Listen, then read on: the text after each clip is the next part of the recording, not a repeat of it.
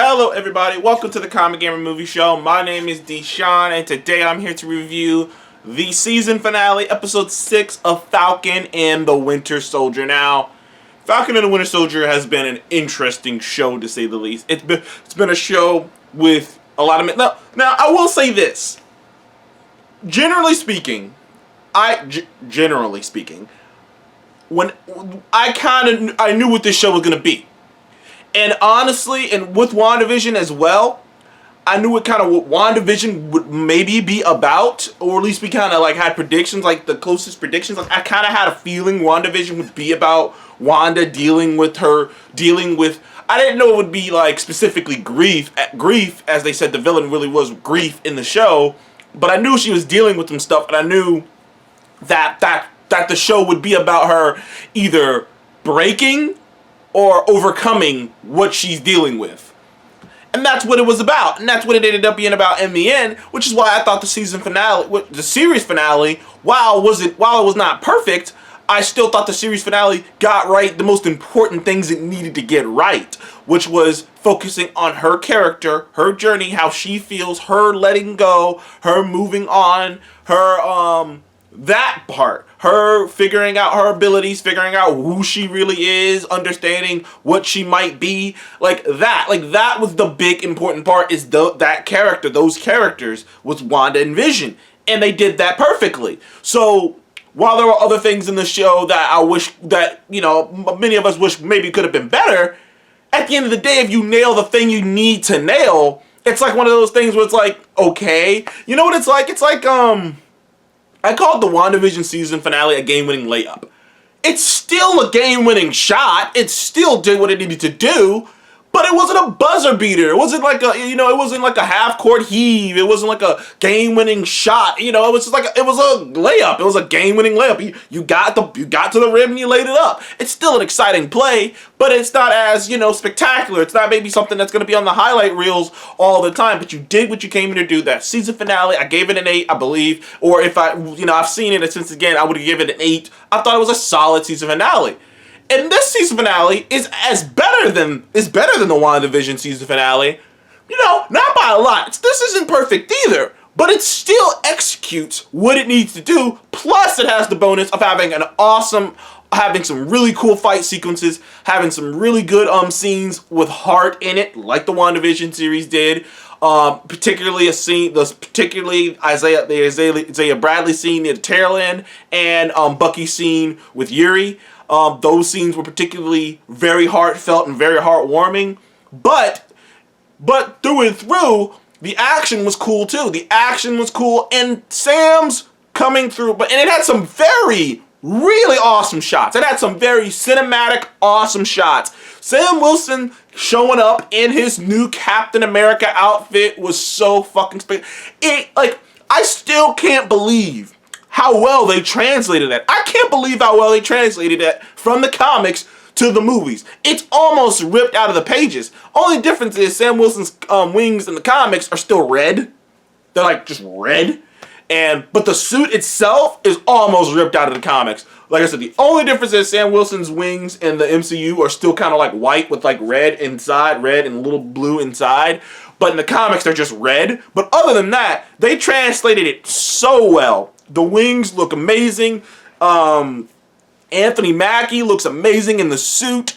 Clearly this suit allows him a lot more. This suit has a lot of bells and whistles in it that the previous suits did not have. And it gives him a slight advantage. Now, granted, he was having a rough time with backdrop because he's not that elite of a fighter. And I kind of actually like something that someone brought up. I think it might have been spoilers. I can't remember who it was, but one of the reviewer I was bringing up brought up how Sam uses his the shield differently. How Sam uses the shield, not only the shield, but the wings. How he fights differently. How Sam is like a protector almost. Like he's not trying to kill anyone. Like he's not trying to kill anyone. He's not trying to really hurt anyone. He's trying to just put you down. And using his wings and the shield, to do that. Like, he's still not an expert at it. He'll never be as good as Steve Rogers at hand-to-hand combat. But the suit and the technology in the suit will level the playing field for him to be in the same category. Like, Sam Wilson has leveled up. He is essentially in the same stratosphere as Captain America and Iron Man, because he can fight better than Iron Man, but he has way more equipment than Captain America. He's not quite either one, but he has pieces of both of them. Not to mention his wings and his suit. I'm assuming his suit is probably vibranium weaving, and the wings are probably pure vibranium. So those things aren't going to be destroyed anytime soon. And with the help of the shield, he has another weapon. And not only that, but the suit comes with 2 red wings. He has 2 drones now. And I mean, he had these like mini drones in Infinity War. I don't know if anyone remembers that, those little mini drones that kind of shot out of him, but they didn't look like something he controlled. They looked like little like boomerang looking darts that kind of just went at like some of the Outriders, or just kind of chopping them. But now he has 2 red wing drones that can help him, lift stuff. His jetpack is clearly his wings and jetpack are like allow him to travel further distances. I don't know if you remember, but early on in the season, and even in previous films, like, he would need to get on a plane to travel long distances, to travel very long distances. That's why he had to get on the plane in episode 2 with Torres. He had to hop on that plane and, travel to that location, then jump out. Travel to the location he needed to go, and then jump out. Because he can't just, because the wings wouldn't allow him to just fly. Like, because I saw so many people asking, like, why doesn't he just fly back to the thing? And it's like, oh, well, like, and I kind of thought that was self-explanatory, but clearly the wings that he had previously, even though they said they were advanced, like Stark Tech level wings, he couldn't fly those kind of distances with those wings. But there was no sign of a plane. From all we know is he flew from Louisiana, I don't know, I keep saying Louisiana, New Orleans, all the way to fucking New York. And he flew there pretty fucking fast. So, like, that's pretty ridiculous. That's pretty crazy. He flew from fucking New Orleans to fucking New York with no plane or nothing, which means whatever upgrades they did to those wings, he now can just fly to locations. He now can fly, from place to place. He doesn't need anybody but the wings. He doesn't need to hop on a plane or nothing. All he needs is the wings, and he can fly around like, he can fly around like Thor now, like Wanda did too. So like now Falcon, like he leveled up, like the suit leveled him up. Like I said, now he can fly around. He can pretty much fly anywhere he wants on the world. The suit's stronger. It's better. It had the suit, the actual wings, at a certain point, the wings like lunge into the ground, and it helped him block with the shield. So like I said, it's pretty, and the wings, like at a certain point, like the wings like wrapped around a guy, and he used the shield on the top, and it was like he created this cocoon of protection around a guy. And I was like, damn, man, he can do a lot of stuff with those wings. But it's just beautiful. The shot of him throwing the shield, and you kind of see in the peripheral him with the Captain America suit, it's just awesome. And just the things he's doing with the shield too, because he's doing things that like Cap hasn't done, because Cap just, like, this is a new Captain America, like with the suit and whatnot. I'm sorry I went on so long on Sam, but I think Sam's the most important part of this entire show, and the fact that they nailed him, and the fact that we went on this journey, and he is Captain America. Our Captain America is a black man. He is Captain America, and the journey we went on for him to get there, the great speech he gave to the GRC, the great speech he gave to them about wielding their power responsibly, and about thinking about how you affect, not just thinking about the easy path, just thinking about like sitting down and trying to really hash out how to properly do this. And the idea that he put out there is, we're not asking you to be perfect. We're not, like, that's the idea he put out there. I'm not asking you to be perfect. I'm not asking you to, be saints, but I'm asking you to try harder. To prevent another Carly from happening. And we got great scenes with Bucky too, like I said about the Yuri scene. He had some great action sequences in it. That has a good little heart-to-heart with Carly. John Walker shows up, and first enraged, but then he had a hero moment where he shows that, he's not just this rage monster. He's not the monster that people think he is. Like, deep down, he is a good dude. Like that's the thing. He's not a monster. Deep down, he is a good dude. He was just, I'm not trying to give this dude, whatever for, like, quote unquote having a bad day. I do kind of pull back a bit, because at first I was like, oh, come on, really? You're just gonna let him slide? But then I was like, you know what? Technically, he did kill a terrorist, and regardless of how wrong it was or how bad he went about it, and at the end of the day, he was a terrorist.